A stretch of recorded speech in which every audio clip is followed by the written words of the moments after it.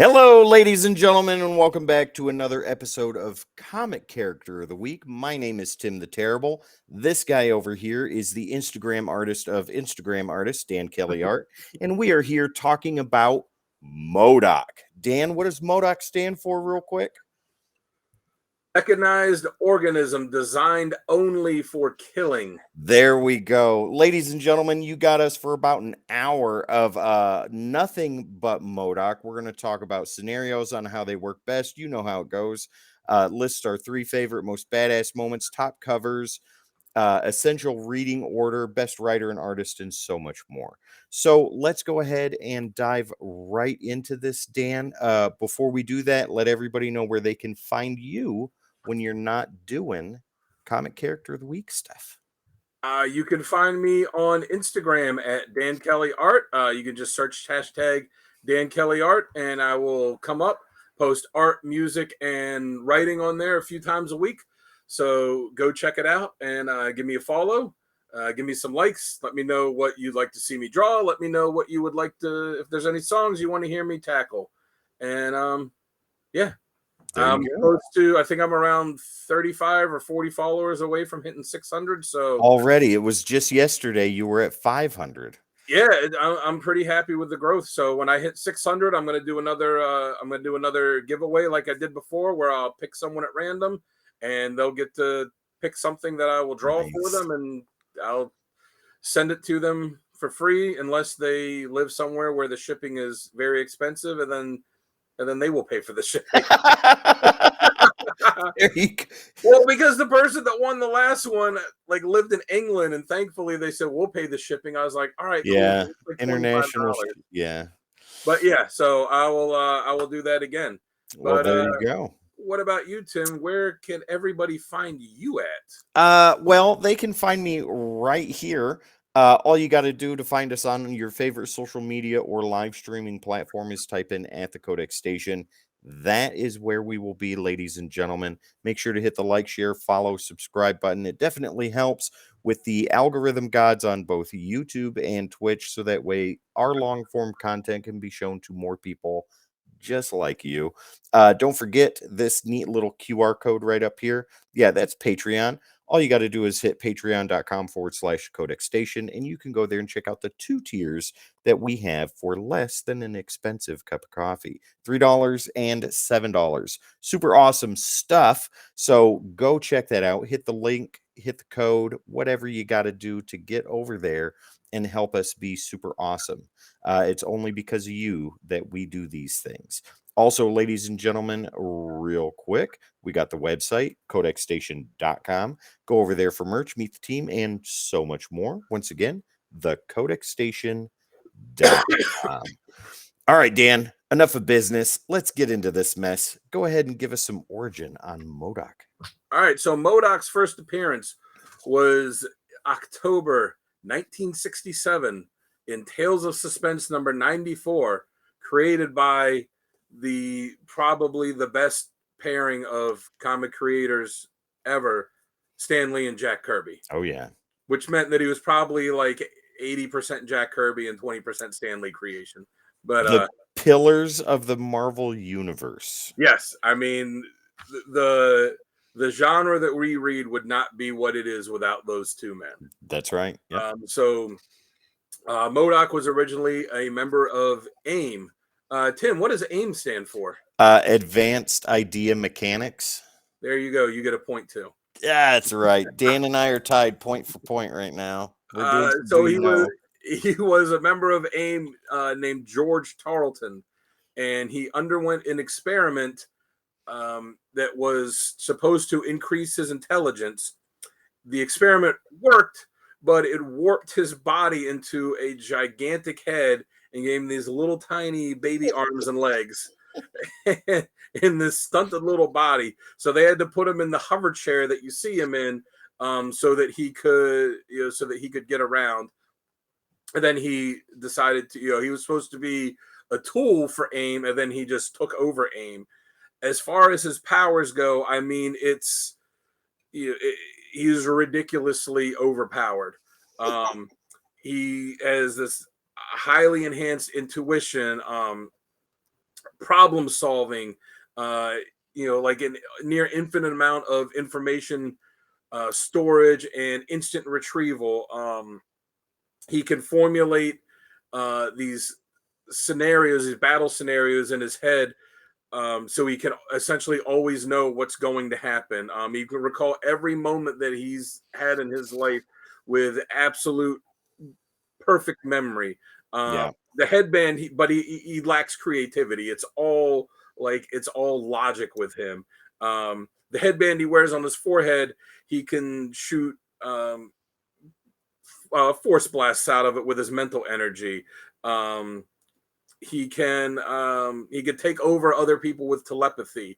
He can mind control large groups of people. He can generate force fields that could withstand a small nuclear explosion. The hover chair that he rides in is called the Doomsday Chair. It's equipped with all kinds of weapons, missiles, lasers. Like, for a giant head with a tiny little body, he is incredibly powerful, which kind of makes you wonder why he is also so ridiculously ineffective. We're going to get into how he works best here in a minute, Dan. Once again, what is the issue number that M.O.D.O.K first appears in? Tales of Suspense what? It was Tales of Suspense 94 from October 1967. There you go. So, yeah, I think that key is still reasonable to get. So, ladies and gentlemen, go out and grab that. But before we get into that, let's go ahead and go with our sponsor for this week's episode. Ladies and gentlemen, that is Dubby Energy. So, all you got to do is go down to that link right there, dubby.gg, to save 10% on your order. All you got to do is type in the keyword code -X to save that 10%. But I'm jumbling over my words. Jamie and Sal will tell us all about it in such a better and more concise way. Hang tight just a second. All right, guys, check out our sponsor and partner, Dubby Energy. That's dubby.gg if you guys want to go find more of this product. And I'm going to tell you right now, this is my first time actually trying it. We did get it. Me and Sal actually did get it about a few days ago. This is my first time using it, and I'm going to tell you right now, this is the most energy I've ever had on one of these episodes. I am not lying. I've been bouncing in my chair. This is the cleanest form of an energy drink you will find on the market. Trust me when I say that. There's no jitters, there's no angst, there's nothing but pure energy drinking this. Right now, I'm drinking the Dragonade, and it is phenomenal. No bad aftertaste like most of those energy drinks that you find out there. So, guys, definitely go check out Dubby, and that's dubby.gg for more, and use the code word code-X at checkout and save yourselves 10% on your order and purchases. And if you don't believe me, let's hear from Sal himself, who doesn't even like energy drinks. Okay, I'm going to say this. I never liked energy drinks. I was always too jittery. The crash was terrible after them, and the taste was also horrible on lots of those. So I stayed away from them. But now I've tried this one, and I'm telling you, there was no jitters. There was no crash. It tasted great. There was no bad aftertaste. I love this energy drink. This is a good thing to have, and I'm definitely going to buy some more. Yeah, so listen to those guys. Dubby Energy, dubby.gg, save 10% on your order. Use the keyword code -X to do that at checkout. Do it right now. Do it right after this is over. Well, they can do it on their smartphone while they listen to us. There you go. There you go. All right, Dan. So now you're thinking with your M.O.D.O.K sized head. Exactly. And that leads us into our next section of Comic Character of the Week, how the character works best. If you don't mind, Dan, I'd like to go ahead and start this off. So I think that M.O.D.O.K works best when he is behind the scenes. Like, AIM is what it is, advanced idea mechanics, and he controls AIM. And you have those major groups like Hydra and AIM and other groups like that throughout the Marvel universe that cause ruckus and destruction. AIM always seems to me like a more of a less threatening, I guess it would be, but with M.O.D.O.K behind there with his pure logic thinking and things like that, that is where he works best. The access to all information all at once in the Doomsday Chair and things like that. His ideas are sound, And when his goons work for him instead of against him, a lot of things can be accomplished. He works well with a team for a short while, but just like everybody else, once he's done with his partners, he does everything he can to deceive them. And the comic relief, I think, for M.O.D.O.K works really well too. What do you think, Dan? You mean you don't take AIM seriously in their giant beekeeper like outfits that they wear? Not at all. You're right. You're right. They're like the biggest nerds of the. They're like terrorist nerds. Yeah. Yeah, I would say I would agree that I think he works best when he's treated somewhat comically. I mean, look, whatever. If you look at his first appearance, the way Jack Kirby drew him, like it's the giant head and the little body, but he looks, he looks fearsome. Yep. Nobody else is Jack Kirby. No. He is a giant effing head in a chair with tiny little arms and tiny little legs that just dangle there. Like if you ever see a 3-year-old sit on a bar stool and their little legs just kind of dangle there and they're about 2 feet off of the ground, like that's what it is with him.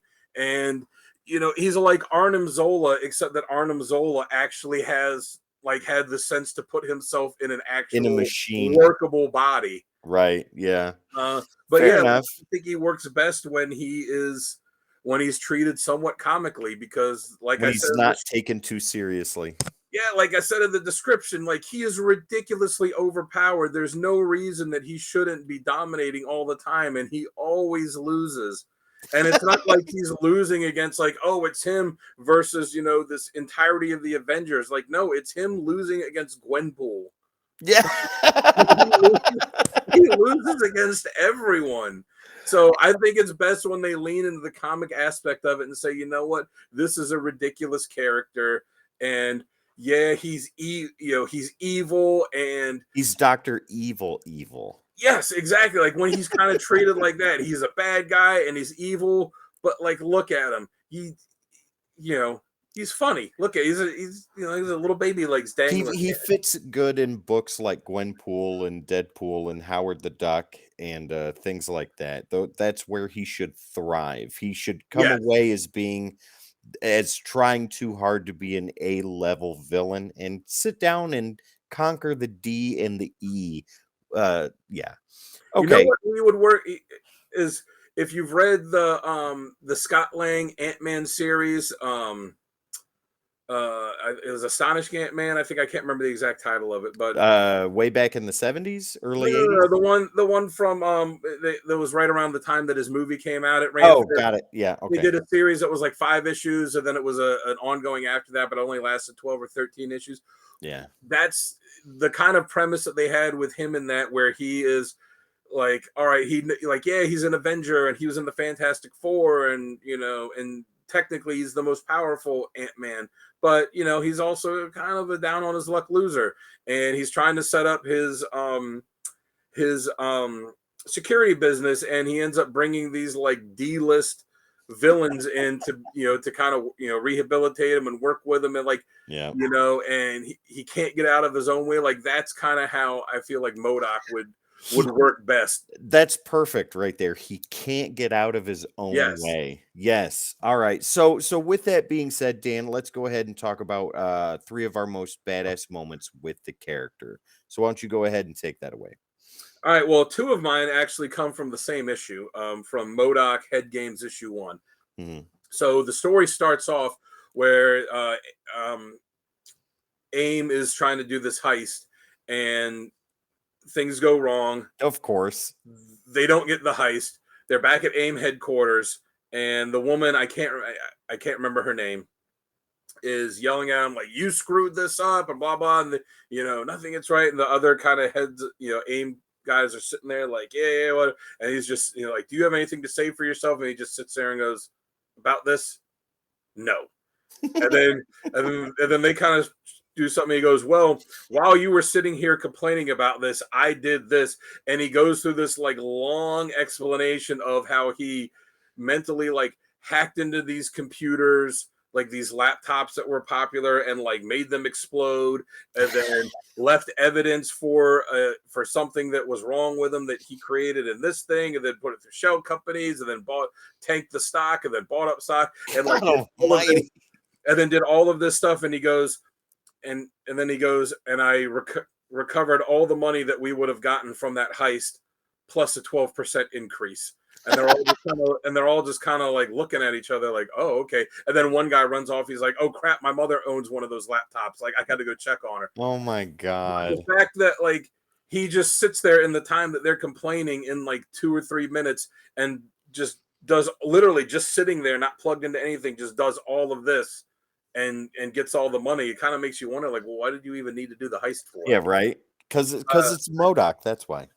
Yeah, and then there's another part of that issue where they decide like their AIM's going to get rid of him. We're going to move on. They try and kill him. He ends up getting like knocked through all the way through the base onto the lower level, which is the armory, and it was kind of a almost an homage to that Uncanny X-Men issue back in the day with Wolverine in the Hellfire Club when he was like down in the sewer and he's like, all right, now I'm coming for you. So he gets knocked down all the way to there, and he's in the armory, so he just armors himself up.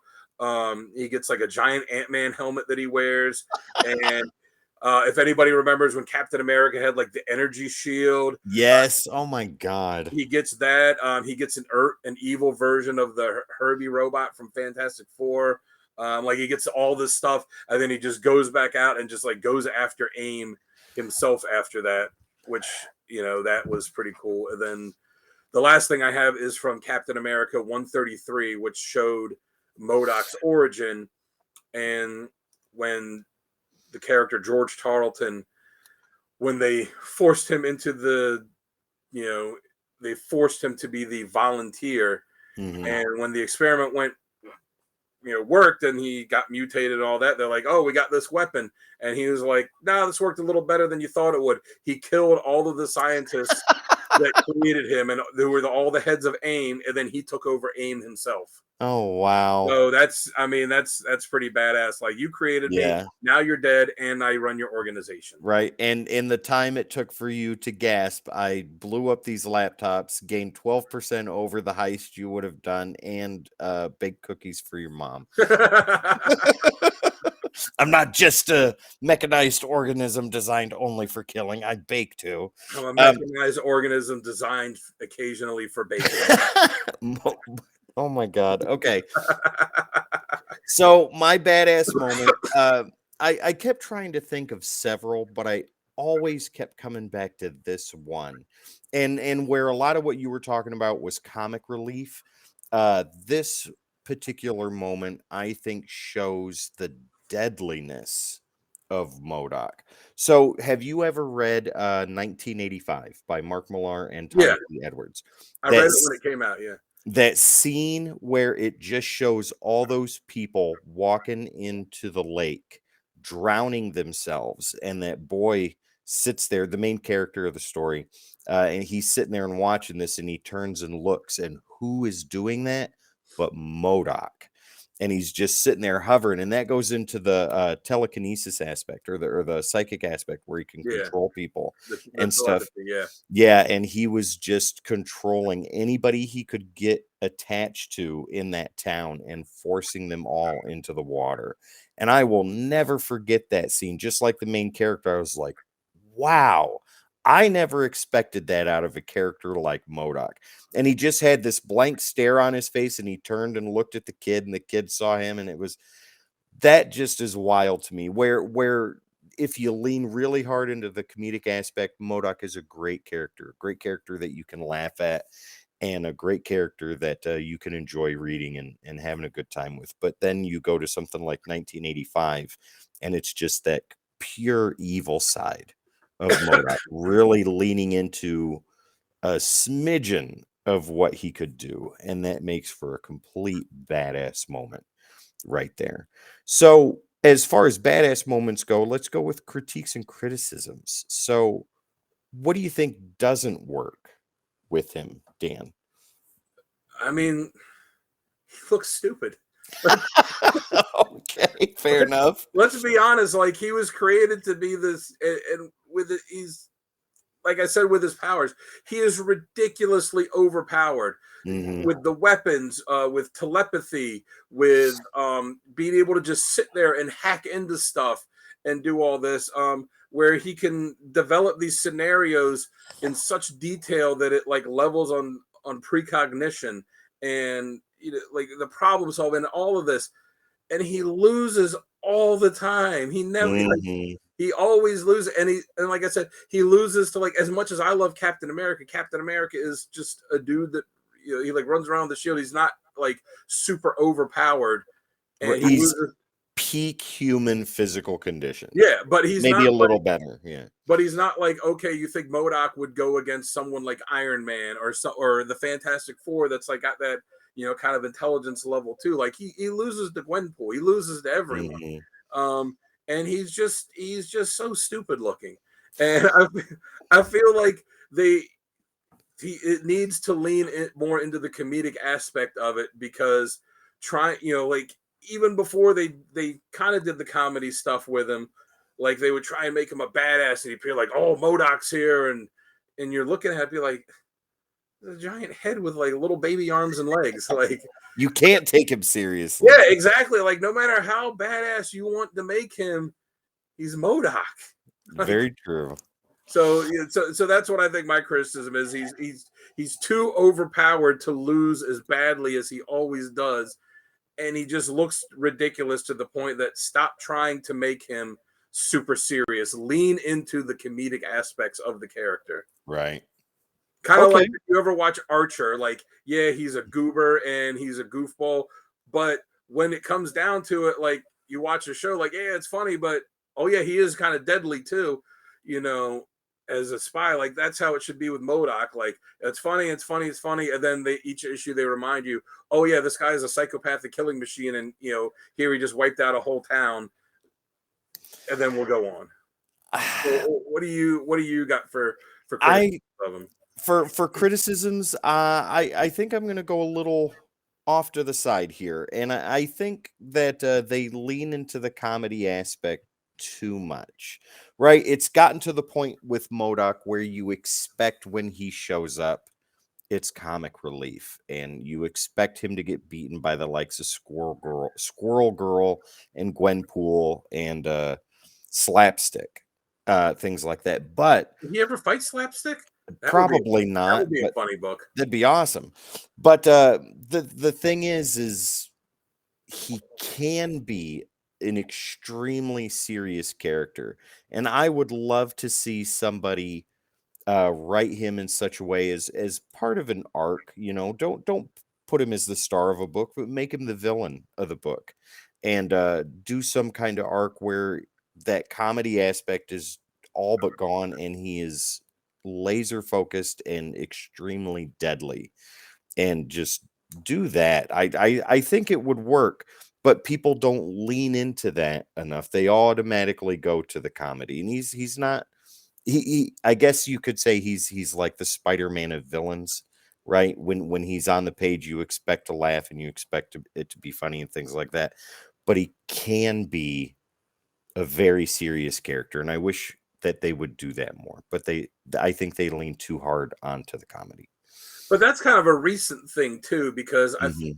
I feel like they've only started leaning into the comedy when they announced that they were doing the cartoon with Patton Oswalt. Right? Yeah. Because before that, like he would always be super serious. But even when he was super serious, like Reed did as a Well, they kid, didn't take like, him seriously then, anyways, either, because of what you said. He's just a big head with yeah, arms and legs. Yeah. yeah, it's one of those things like I feel like that's why they have to lean into the comedy. So like you made him look so ridiculous, and you're telling us, oh, this guy is such a terrible badass. Like, well, then make him look like that, because he's a gigantic head with like I said, with like little baby arms and little baby legs. Well, let's show people, Dan. Let's go ahead and go Yeah, into some top let's get covers. some covers. All right. So let's take a peek here.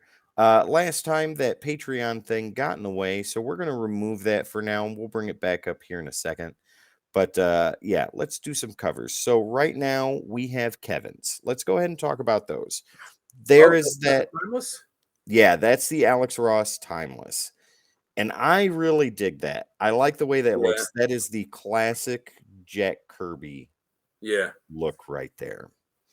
Supervillain team up. That is M.O.D.O.K's 11.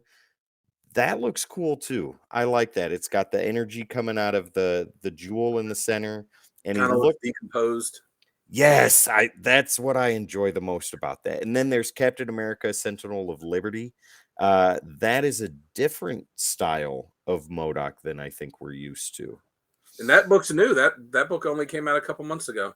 Oh wow. So there you go. You've got the classics with Kirby over there on the left, and then right there with Captain America, Sentinel of Liberty, you have the modern version of M.O.D.O.K, or at least a version of M.O.D.O.K. So let's Yeah. go ahead and take a look at your covers, Dan. Tell us about them. All right, so yeah, like I guess I'll start with the one in the middle. Like Kevin, I had the supervillain team up #1. Yeah, it's just got that evil kind of maniacal look and like kind of a decomposed looking face. Even though I said it to lean, I like it best when they lean into the comedy of the character. None of these feature that. No. Yeah, on the side I got the Miss Marvel one, where he's just kind of like blasting her brain, and he's screaming and she's kind of doing the Is that kind the of Greg thing. Horn artwork? Yeah, I think so. Yeah. And it yeah, just like the look that's on his face and the kind of look that's on her face Yeah. kind of gives me vibes of like those old like B horror movies. Yes. Um The brain that knew too much. yeah, where it's like the monster that's got the evil look, and then the helpless damsel that's kind of like, save me. Oh And man. then the one on the end I've got is from a great old Captain America run with Cap and Bucky. And then it's got that evil kind of looking M.O.D.O.K, and where it almost looks like he's getting ready to eat him. Yeah. That's awesome. I love it. I love all of those covers. Kevin's covers were great. Your covers are great. Let's take a peek. Well, let's see what you got. At what I got here. So we have M.O.D.O.K Head Games #1. I like that. That's cool. Yeah, it's got that sci-fi type feel. It has the classic M.O.D.O.K look, the separation of colors, the oranges and the blues, big sci-fi type thing, and I think that really sets it a precedent for the classic look right there. Supervillain team up. I think we've said 1,000,001 things about that cover. There's not much more I can say about it. I love the decomposed look. More prominence on the arms and the legs there, but in the Doomsday chair, it's amazing. Looks wonderful. And then you've got Marvel 1985 issue #3, and you can see M.O.D.O.K front and center in the book. And that, I think, is when M.O.D.O.K was in his prime in the 80s. And that's the issue where he's leading those people into the lake. And yeah, absolutely wonderful. Gorgeous covers all around. We only had one the same. But we all had it, so. That's right. All right. So, Dan, where can people find covers like that if they're interested in saving 20%? Well, there's this awesome website called Heroes Corner Comics, and you can find them also on Facebook. Was it Heroes Corner Comics Insiders? Mm-hmm. Or you can find them on heroscornercomics.com. You can use the code CodeX, CODE-X. Nope, no hyphen. Oh, that's right, CODEX. X. Yep. To save 20% on your bundle. You can get back issues, you can get variants, you can get exclusive variants that they have, you can get slabs, you can set up a pull. There's the CodeX bundle that is 3 exclusive Heroes Corner Comics. How much is, I forget how much that is. It's $30. You get $30 for that, and you can use the CodeX code on that too. I actually just got my first order from them. I ordered the 5-pack of the very hot Spider-Man book with the new Spider-Man character. It came packaged excellent. I did a little video on it. I feel like it was packaged well enough. I could have stopped the bullet with that thing, and the book would have been okay. But great guys to work with, And I think we have a commercial for them too, don't we? I think so. When it's just you and I, everybody else is still here anyways. We've already heard from Sal and Jamie. We saw Kevin in a little window, but now we're going to hear Jamie's seductive, sultry voice tell us about saving 20%. Ooh, all right. Everyone, if you're anything like me, you love comics, but you also love a good deal. And our friends over at Heroscornercomics have just the deal for you. From exclusives to back issues, graded slabs, current issues, and even set up a subscription with them. And all you have to do is use the keyword CodeX at checkout. That's CODEX, and you will save 20% store-wide. So don't miss out. Yeah, do not miss out, ladies and gentlemen. Keyword CodeX, CODEX, to save 20% store-wide, and that works on the CodeX bundle. So, yeah, definitely go check them out. So, Dan, we've got a couple more things to cover here. We have essential reading for the character. So, let's take a peek at that. Let's see who we have first. Looks like yours. What do you got there? So I've got, starting off, Captain America issue 133. It's a story called Madness in the Slums. That is, and I mentioned it in the Badass Moments, that is the issue where we finally learn what M.O.D.O.K's full origin is. Nice. And he fights Captain America and Falcon. He's trying to, he's trying to do his M.O.D.O.K thing, but the important part of it is that you see his origin for the first time there. So I feel like any character, that's an important thing with him. Then I've got Supervillain Team Up 1 through 5. All three of us had the issue 1 as one of our top covers. It's a pretty cool book. It's got some comedy in it, but it doesn't really come from M.O.D.O.K. It is kind of an Ocean's 11 heist type of thing where he gets all of these different characters and puts them together for a job. And, he's getting these low level kind of, screw up characters for the most part. And, and it's essentially like an Ocean's 11 thing. So it's pretty cool to see how they work with each other and how they because they're all villains too, how they backstab each other. And, and then M.O.D.O.K Head Games 1 through 4. That is of all the stuff I've read, like that's the best. That's the one thing that like I would go back and read again. It's like I said, two of the Badass Moments I had were from the first issue of this. It's where M.O.D.O.K basically gets kicked out of AIM and they're hunting him, and he starts having these hallucinations of like a M.O.D.O.K family where he had a wife that was kind of like him, and then and one kid that was a normal kid, but another one that was like a M.O.D.O.K kid, I think, and starts having these kind of hallucinations, and he's trying to figure out how to stop that. And he ends up teaming up with Iron Man at one point. Wow. And this is how I think M.O.D.O.K works best, where you do see that he is a deadly badass, but at the same time, it's it has a lot of comedy in it too, but it's not over the top comedy. Like it's almost like situational comedy, like the stuff you put yourself into and you're like, oh my god. Okay, that would be my number one recommendation. Perfect. All right, well, let's go ahead and dive into mine. Or nope, this is Kevin's. We'll go ahead and dive into Kevin's. So Kevin has Enter the M.O.D.O.K, M.O.D.O.K's 11, the supervillain team up that we just talked about, and M.O.D.O.K Head Games 1 through 4 that you also just went into. Enter the M.O.D.O.K, I've never read that, so I don't know too much about that. We'll have to ask Kevin about that on the next After Dark, see what he has to say. But as far as my stuff goes, so M.O.D.O.K Head Games 1 through 4, once again, Dan, I think you covered it best as far as what that's about. That is a high recommendation if you love the character and you want to see aspects of both. Supervillain Team Up, I think, is also wonderful to read. M.O.D.O.K's 11, but my top is Marvel 1985, specifically for that scene in issue number 3. And M.O.D.O.K doesn't stop there either.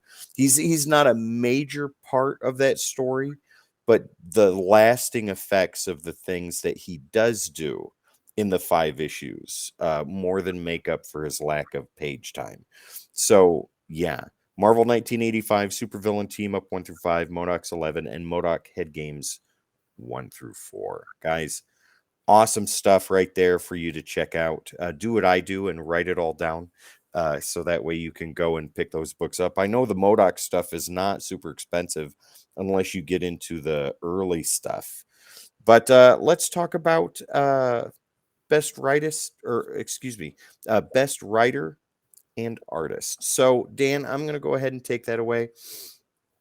As far as best writer, I'm going to have to go with Stan Lee, right? Because the man was there for the creation of M.O.D.O.K. I think in typical Stan fashion, it's over the top, it's sensationalized, it's M.O.D.O.K mechanism, or what is it? A mechanical organism designed only for killing, and stuff like that. It's wild, and with Jack Kirby's artwork there, it just makes those 60s books scream even more, and it's highly worth it. But best artist, I'm going back to 1985 again. Tommy Lee Edwards. His line work and the way that he does things on page look absolutely gorgeous, and it gives a modernized classic feel to the character, and I really, really enjoy that. Like the extra detail lines and squiggles and things like that that most artists don't put in there, but Tommy Lee Edwards does, and it really makes the character pop. What do you got, Dan? Best writer, best artist? For best writer and for best artist, I'm gonna have to go with the team from M.O.D.O.K Head Games. It's a series that I would not have read if we weren't doing this episode, but I actually really enjoyed it. So the writers, it was Jordan Bloom and Patton Oswalt. Patton Oswalt, who most people probably know as the comedian. He also did the voice of M.O.D.O.K in the animated series. He was the filibuster in Parks and Recreation. Yes, where God, he recited the entire story for Star Wars. Yeah, where he just like made up all the stuff on the spot, and then they ended up using some of it, I guess unintentionally in Book of Boba Fett. Oh my God! And then Scott Hepburn, who was the artist on that. I really like his art style. It's a lot of times and like I said, the book's not heavy comedy, but it definitely is funny. Yeah. The same with Supervillain Team Up. It's not heavy comedy, but it is funny because of some of the situations and his reactions to them. And too many times when they do comedy books, it's kind of a goofy, over the top comedy art. And I felt like his artwork in that wasn't like that. Like the facial expressions that he did were really great, which is super important for a comedy type series. Is the facial expression. So I thought he just nailed them. As far as who I would like to see do it, I think that a writer that would do a good job with M.O.D.O.K is Donny Cates. Yes. Oh my God. So much yes. I think if Donny Cates had the chance to do them somewhat along the lines of, if you've read some of his stuff, like the Paybacks, or a couple of those early things, like just the concepts he came up with were just really wild. So I think he would do something cool with it. Another team I think would do really cool is the team from The Boys. Garth Ennis and Derek Robertson. If they kind of took M.O.D.O.K and did with him some of the stuff that they did with characters in The Boys, where it's just like ridiculously over the top craziness. Ennis, I think this is a character that really, like this is a character that really is kind of built for that, for the style like that The Boys is in, and like I said, also for what Donny Cates kind of does too. So I think those would be some pretty cool creative teams to work on him. What about an artist? Who would you like to see do artwork on him? Well, I'd say Derek Robertson for like when he did the stuff with Yeah. the boys, and he's actually been drawing a lot of Batman stuff recently. Really? Yeah, he's done a lot of Batman things recently. But yeah, Nice. just take M.O.D.O.K and drop him into the boys, and I think that would be Against Homelander. That'd be like that'd put him be on awesome. put him on a team with Homelander. Make him one of the 7. Oh my god. As far as a writer that I would like to see work on M.O.D.O.K, McKay, he's writing Moon Knight right now. Yeah. With the way Moon Knight's going, you've got that kind of sarcastic comedy in there, and it's a little bit of the hard line. I think M.O.D.O.K would fit very, very well in there. The artist on Moon Knight would be perfect for it, but I would really love to see McKay do writing and throw a top tier artist on the worst character they would have to draw and make them do it like they were drawing $1 million. Put Jim Lee on there, put Todd McFarlane on there. Do not put Rob put Rob Liefeld on there. Definitely 110%. That book would be perfect for him. Rob Liefeld and McKay. Where done. like you don't have to worry about drawing, even remotely accurate. You can out of proportion him all you want to. It is right in his wheelhouse. That is the duo right there, ladies and gentlemen. Garth Ennis and McKay co-writing with Rob Liefeld and Robertson doing co-artwork. And I think for me, a good scenario for him, if it was something like they were like, "Hey, you want to come write a M.O.D.O.K series?" Yes. And I'd be like, "Yeah, cool. I mean, I'll write whatever you want." But I'd be like, "Yeah, I think it would be cool if they played into the concept of like the kind of ridiculous aspects of him, but also the fact that like, yeah, he is deadly, and he is, overpowered and kind of a badass, but the kind of whole thing where like he never wins because he can't get out of his own way for whatever reason, and kind of like in Supervillain Team Up where he gets a bunch of these like low level kind of nobody villains and gets them to kind of do his bidding, because I think that series kind of fit with what you were talking about, how he works best, how he's kind of in the background pulling strings, because that's what he does in that book. He gets them together and he like gives them the plan, and then they go execute it. So because I mean, like, what would be good? What happens when he's in the background pulling the strings? It's like Aim's there, so M.O.D.O.K is somewhere, and you're like 5 or 6 issues deep into whatever storyline they're doing, and then he hovers in, and you're like, all right, there he is. Now things are going to start getting good.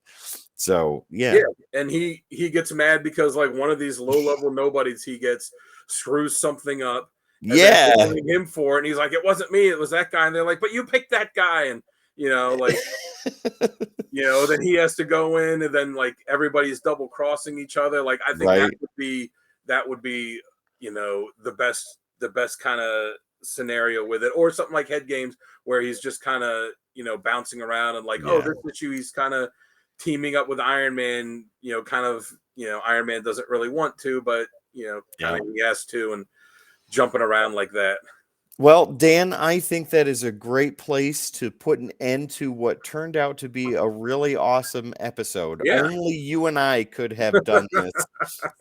Sal, it was perfect timing that you went on vacation. Jamie, you too, and Kevin, I hope you had a great time with your family event, because Dan and I had a wonderful time doing M.O.D.O.K.